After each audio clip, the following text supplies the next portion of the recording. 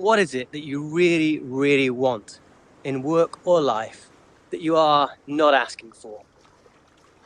What would you do at this moment in time with your career or your passions or your projects if you knew you weren't afraid? What beliefs or stories might be holding you back and preventing you from going full out towards those things you want?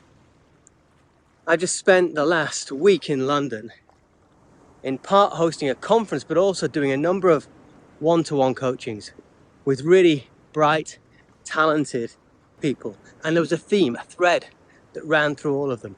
And the theme was this: they were not feeling empowered to grasp and go for exactly what they wanted, even though they kind of knew what they wanted, and it was entirely possible they could get it if they were prepared to ask for it.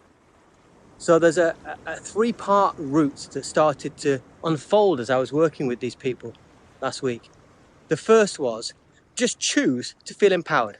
What if you weren't a victim of what was happening at work? What if you weren't a victim of the circumstances around you? What if you realized you actually had more power than you thought? Which I think is true of almost everybody at work. We deny ourselves the power that's there, and we tell ourselves stories about why it's not there because it frees us from any pressure to do anything. Second thing is, make a plan.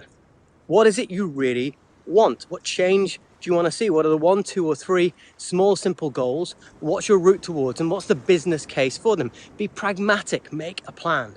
And thirdly, ask. If you don't ask, you will never get. It's a very simple truth, and I know you know it, but hardly any of us operate in line with that. We tell ourselves we can't ask, or we'll upset people, or it'll be rude. Well, actually, think about the situation you're in. What's the worst that could happen? Could you overcome that worst with diplomacy, by asking in a subtle way, by framing it the right way? Probably. But what you can't do is expect to get what you want without asking for it.